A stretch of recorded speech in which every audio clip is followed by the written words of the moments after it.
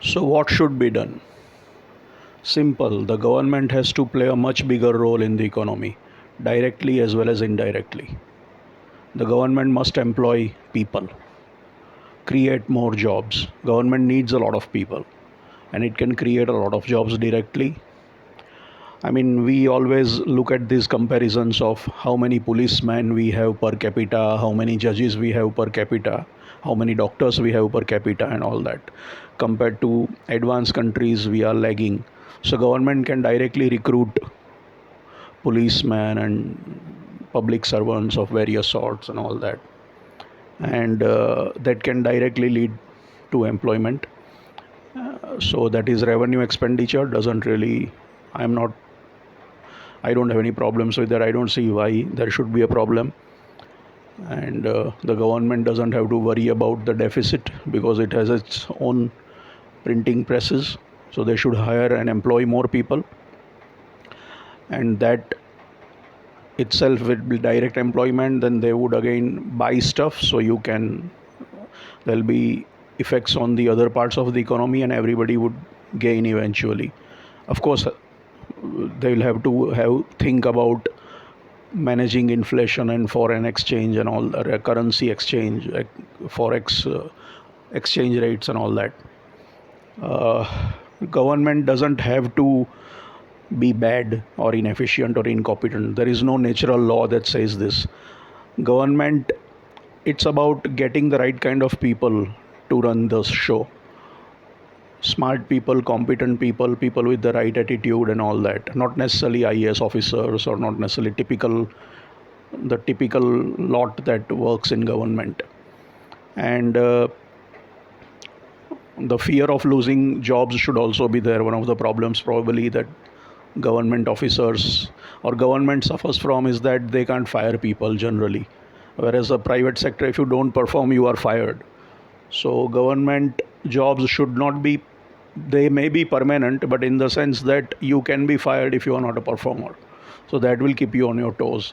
And look at recruiting people from all sorts of streams, not just IAS officers and all that. You can have MBAs and you can have engineers and all that, and you can train them properly, and you can take people from the private sector also, managers from the private sector. So if you have the right kind of people, then I don't see why government there is this fear that government never knows how to do things properly, or government can't run businesses properly or can't do things properly, and private sector is always better. There is no such law. Ultimately, it's all human beings, whether it is running private sector or government.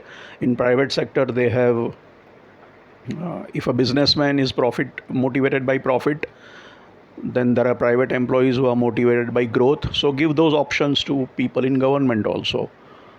Growth and monetary benefits and salary will go up and all that.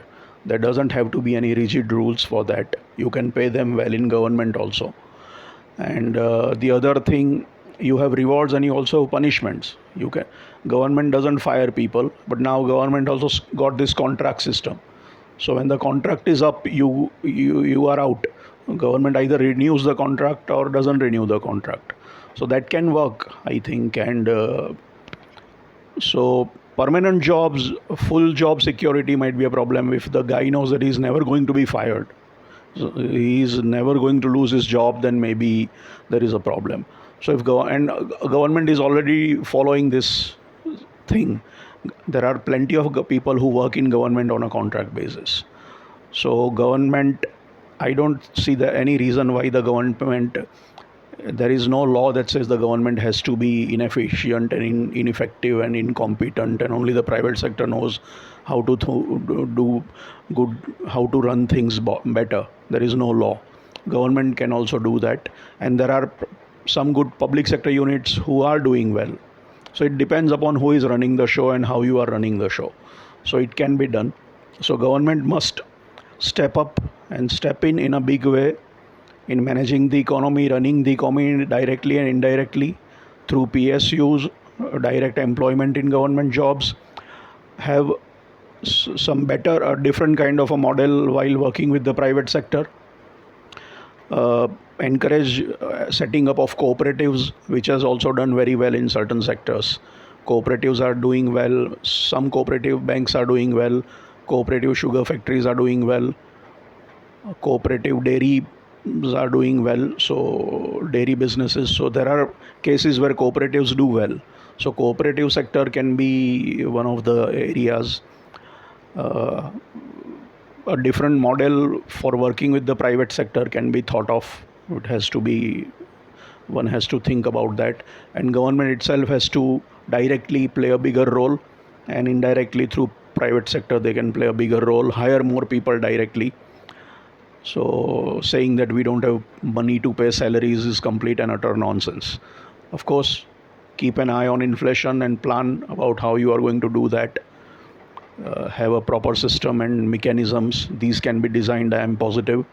And keep an eye on the exchange rate and how to mitigate those effects. That is also something that if you apply your mind to it, you can manage it. And encourage services. I mean, we only talk about big services like IT and banking, but even internally, if Indians start using services from other Indians, the economy will grow. If a rich guy doesn't drive himself but as a driver, and I am reminded of the British aristocracy. Once upon a time there would be a lord of the manor, and he would have a household, and there will be a chambermaid and a valet and a butler and whatnot. Maybe there'll be two or three guys in the family. I mean, maybe there'll be 25 people serving the family. So that sort of a system would work in India. Have chauffeurs and maid servants and gardeners and tutors and cooks and babysitters and drivers. So Indians should try to work less, delegate more, and not work too hard, not hog all the work, and try to use the services of others. Rather than shaving yourself, you can go to a hair cutting salon and get a shave. And rather than driving your expensive car, you can have a driver. Maybe you are fond of driving, so fine, so you can do that sometimes. But why have a Mercedes or a Rolls Royce or a Ferrari and then drive yourself all the time? Can't you afford a driver? So that creates jobs. And whenever you want, you can ask the driver to sit beside you and drive when you want to experience firsthand the pleasure of driving. But hire those people. So this mentality of working hard and saving money is wrong. Indians have to be educated to slowly move away from that. Rich Indians at least should spend more on services that would employ a large part of the workforce in various kinds of services. We don't want the do-it-yourself culture, DIY culture of Americans. Their labor is expensive, here is labor is cheap. So we need to, Americans are still spenders. We are savers. And we have lots of people who are looking for work. So rather than doing everything yourself, you can have people doing things for you. Have managers rather than managing yourself, even in your businesses. Have secretaries and executive assistants and all that. At home also you can have secretaries, and all kinds of roles are possible, from simple roles to counselors and therapists and whatnot, personal trainers and gym physiotherapists and personal fitness trainers and all sorts of things.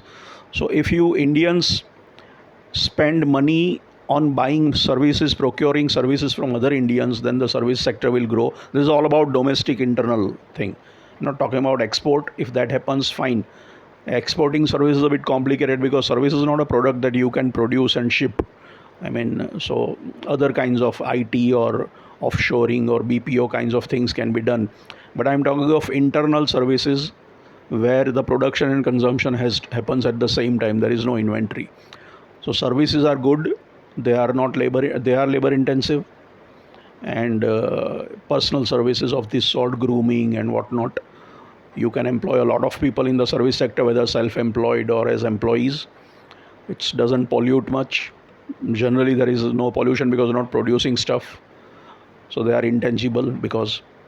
So I encourage the service sector. If the countrymen start thinking like that, and if the government plays a bigger role, then we can have a better GDP growth and basically more equitable GDP growth, inclusive growth, and the poor guys who have substandard lives, living in poverty and disease and all those kinds of problems, they will rise, and that is what the economy is all about. Rather than making rich people richer, we at least have to see that those guys who are just not, whose lives are not really in a good, are substandard, they at least have to have some standards in terms of food and healthcare and education and all. Give them a decent life, give them a dignified life, and survive and all, and with some, and those who are good, they have a chance to prosper and do better. So that should be our target, rather than worrying about one rich guy having two bungalows and three farmhouses, and he is going to be rich and then he will pass on the benefits. That doesn't happen like that. So if you do that, cooperatives, services, local, encourage that, and government direct job creation, policemen and whatnot. They need tax inspectors, all kinds of people can be hired. So I don't know. Then I think one can address this problem, the problems that we have discussed, and the problems that the capitalism is not going to solve. Capitalists will not give you solutions. They will say leave it to the market, and in the long run, everything will sort itself out. How long a run, how it will be sorted out, we don't know. And Keynes famously said, in the long run, we'll all be dead. So I want it here and now. I don't want to wait for 50 years for life to get better, or the country doesn't need to wait 50 years and 20 years and next generation and all that. Here and now, we are talking about that. So capitalism says if you leave it to these market forces, they will eventually someday everything will work out, because all the poor people will be dead maybe. So then you don't even have to worry about them. Maybe that is what they are thinking. All the unfit will not survive, they will die out. So then you don't have to worry. So capitalism doesn't have solutions. It can't solve this unemployment problem. There is a limit to what it can do. And they say leave it to the market forces, more and more reforms and more opening up, and things will sort themselves out. Eventually, in the long run, how and when, they can't answer that. So that kind of patience, I don't think we should be that patient. So we need to rethink this system. Of course, economics is not only about what can be done, but also about what should be done, what ought to be done, whether this is the right thing or not. And that is a different ball game altogether. Some people do not like this.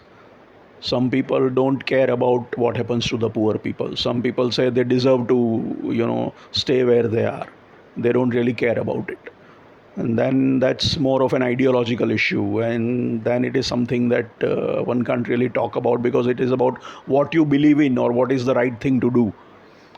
You don't want people, you say we just should not care about these people, then that's your ideology. Then there is no argument, because then it's no longer about intellectual stuff or designing stuff or can it be done, whether we have the money for it and how to do it. It's rather, should it be done or not. And many times people have that. As I said earlier, some capitalists and some rich people might think that the poor are useless. They deserve to be like that because of their past, maybe karma or sins committed in the earlier life. Or maybe they are there because they deserve to be there, and you can't do anything with them because they're basically lazy and incompetent, and if you give them money, they will spend. They are wife beaters and drinkers and all that. So they basically don't believe that they deserve to be helped. And I think that is a very stupid way of, inhumane and stupid way. That's my ideology. And I don't think, maybe it's possible that some people can't be helped because of, incorrigible, maybe some of them are, but everybody can't be like that, I'm sure. And given a chance, they would also like to improve their lives and better their lives. Nobody wants to beg.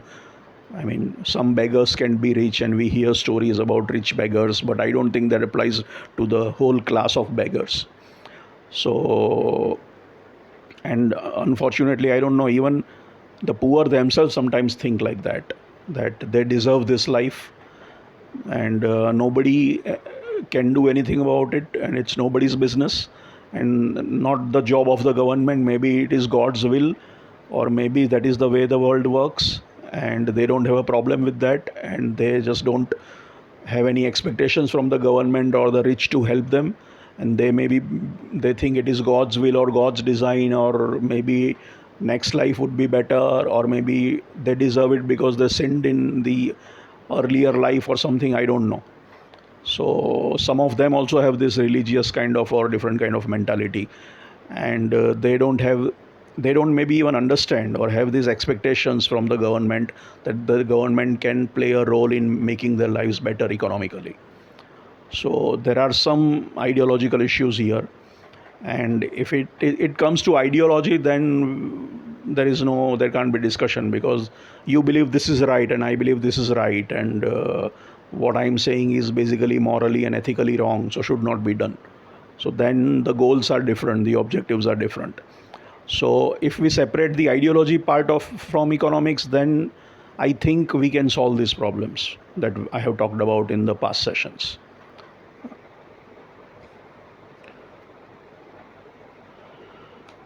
So it can be done, it should be done. I am both in terms of I think it ought to be done and it should be done. So ideologically also I support this, and in terms of mechanics part of it, how to do it and can it be done, I'm I'm confident that it can be done, and I strongly believe that it should be done. Thank you.